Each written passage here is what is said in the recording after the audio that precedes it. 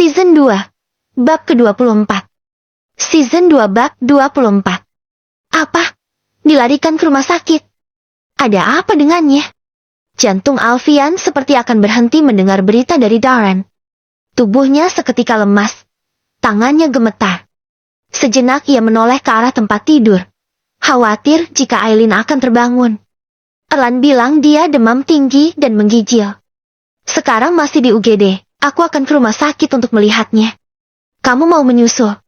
Tanya Darren. Mungkin saja Alfian ingin sekalian melihat Amira. Rumah sakit mana? Rumah sakit Cahaya Harapan. Kalau begitu aku akan ke sana sekarang. Ucap Alfian cepat. Oke. Kita bertemu di sana. Assalamualaikum. Waalaikumsalam. Mengatur napas berulang-ulang, Alfian melirik sang istri yang sudah terlelap. Seperti mendapat sebuah firasat, Aileen merasa sangat gelisah dan sulit tidur. Ia bahkan menangis terisak-isak dalam syalatnya. Dan sekarang, tiba-tiba saja Darren memberi kabar tentang Amira. Ya Allah, apa ini sebuah petunjuk? Amira, apa ini pertanda kalau dia adalah bianku yang hilang? Tak ingin mengulur waktu, Alfian segera bangkit. Sebelum keluar kamar, ia lebih dulu memastikan sang istri sudah tidur dengan nyenyak. Membenarkan selimut dan mencium kening. Lalu, meletakkan bantal guling tepat di sisinya, agar Aileen merasa ada dirinya di sana. Aku keluar sebentar. Tidur yang nyenyak. Ya. Ucapnya seraya meniupkan sebaris doa di ubun-ubun. Ia menutup pintu kamar dengan sangat hati-hati agar tak menimbulkan suara. Sebelum turun ke lantai bawah, ia sempat menoleh ke kamar si sulung.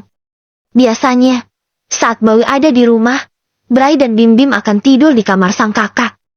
Senyum Alfian mengembang saat mendapati ketiga putranya terlelap di pembaringan yang sama. Bim Bim berada di tengah menjadi pengganti bantal guling untuk dua kakaknya. Melihat itu, tiba-tiba saja bola mata sang papa dipenuhi cairan bening. Andai Bian ada di tengah-tengah mereka. Membayangkan itu saja sudah membuat Alfian meloloskan air mata. Andai itu benar terjadi, kebahagiaannya pasti akan sempurna. Tidak akan ada lagi kekosongan dalam hatinya. Alfian mengusap ujung matanya, lalu mendekat ke tempat tidur. Membelai rambut putranya satu persatu. Tak terasa mereka sudah tumbuh besar, tetapi bagi Alfian mereka tetaplah anak kecil. Ia membenarkan selimut. Papa. Alfian menoleh saat si bungsu terbangun. Anak lelaki itu mengusap kedua matanya dan menatap papanya dari ujung kaki ke ujung kepala. Papa mau pergi. Esti. Jangan berisik. Kakak lagi tidur. Sontak Bim Bim membekap mulutnya dengan telapak tangan. Ia bangkit perlahan dari tempat tidur agar tak membangunkan kedua kakaknya. Papa mau kemana? Mau keluar sebentar, nak. Tapi ini kan tengah malam. Memang mau kemana malam-malam begini? Perginya sama mama. Pertanyaan panjang itu membuat Alfian mengulas senyum. Enggak. Pergi sama sopir aja. Mama lagi tidur. Ikut. Lengeknya manja. Papa ada urusan penting. Enggak lama. Kamu kan besok sekolah. Bibir mungil itu mengerucut. Ya udah. Papa hati-hati. Ya. Iya. Nak. Sana tidur.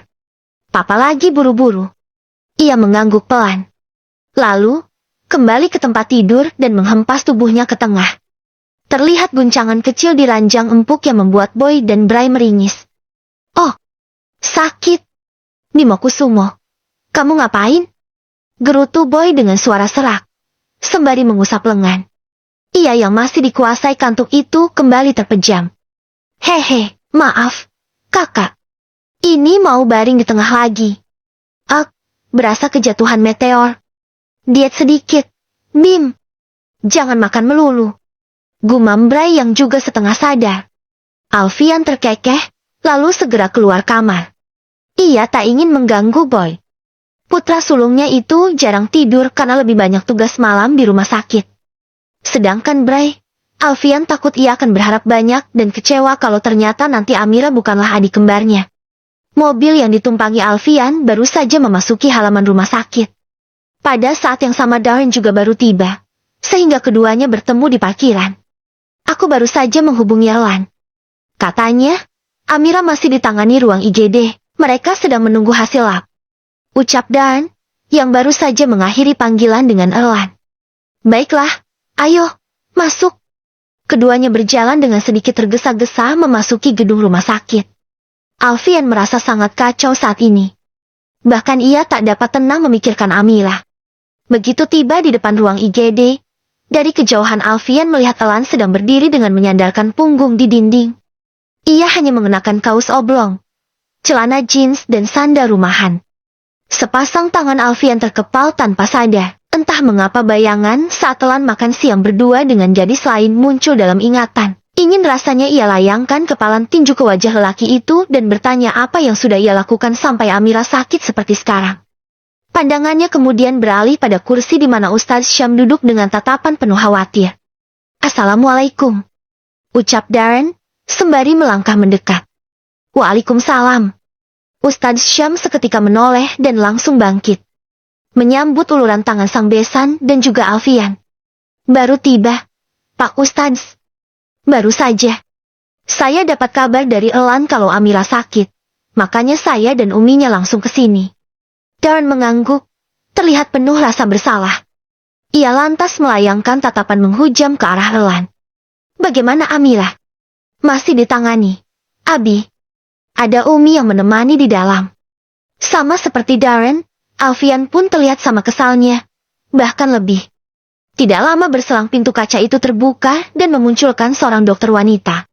Baik Alfian, Darren, Erlan maupun Pak Ustadz langsung memusatkan perhatian kepada wanita itu. Bagaimana istri saya? Dokter? Tanya Erlan. Pasien mengalami gejala DBD. Selain itu asam lambungnya juga naik. Jeti harus menjalani rawat inap. Sepasang mata Alfian terpejam. Dadanya terasa penuh sesak. Ingin melampiaskan amarah, entah kepada siapa. Untuk tindakan selanjutnya, pasien akan dipindahkan ke ruang perawatan. Tolong pihak keluarga agar mengurus administrasinya. Baik, dokter. Tolong pindahkan ke ruang perawatan VVIP. Kami ingin penanganan yang terbaik. Sambar Alfian cepat.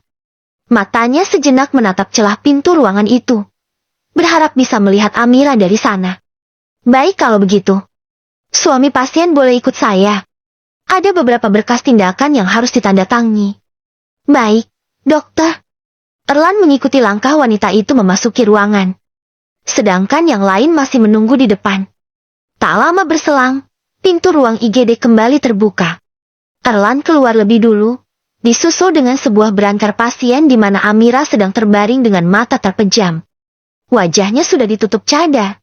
Ada Umi yang berjalan di belakang sambil mengusap air mata. Melihat Amira terbaring di atas berangkar dalam keadaan tertidur, membuat hati seorang Alfian Setio Darmawan seolah remuk, bak diremas tanpa ampun. Hanya mata sembab gadis itu yang terlihat, dengan deretan bulu mata yang basah. Bahkan tanpa sadar ia menjatuhkan air mata.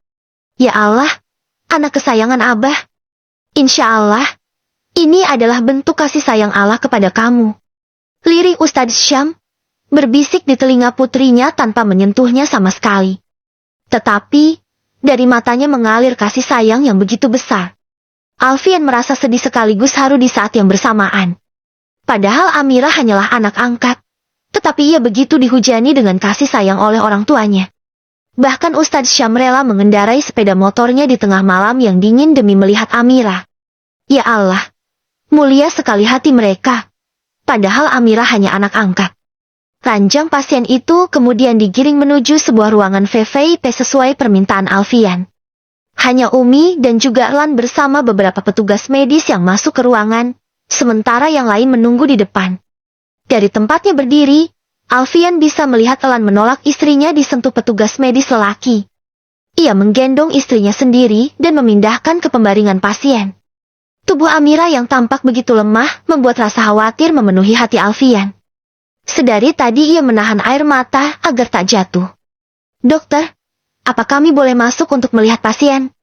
Tanya Darren. Boleh, tapi harus bergantian. Baik, dokter. Terima kasih sebelumnya. Sama-sama. Kalau butuh bantuan, ruangan saya di sebelah. Baik. Terima kasih. Sekali lagi. Tak lama berselang, Erlan keluar dari ruangan. Darren menghembuskan napas panjang. Pak Ustadz, silahkan masuk dulu. Amira pasti butuh Umi dan abahnya. Saya masih ada yang mau dibicarakan dengan Ran dulu. Baik, Pak Darren. Kalau begitu, saya masuk duluan. Ucap pria parubaya itu. Begitu Ustadz Syah masuk, Darren menatap putranya dengan raut wajah yang sangat masam. Jelaskan ke Abi apa ini? Apa yang terjadi kepada Amirah? Kenapa dia bisa sakit seperti ini? Berondongan pertanyaan itu membuat Ran terdiam. Mulutnya seperti terkunci. Dia tiba-tiba demam tinggi. Abi. Badannya menggigil. Tadi dia juga sempat mimisan. Kenapa kamu tidak pernah beritahu Umi dan Abi? Lalu sejak kapan Amirah sakit? Atau, jangan-jangan kamu sendiri tidak tahu kalau istri kamu sedang sakit? Lagi, Ran tak mengucapkan sepatah kata pun. Terlebih, saat ini Alfian sedang menghujam tatapan tajam kepadanya.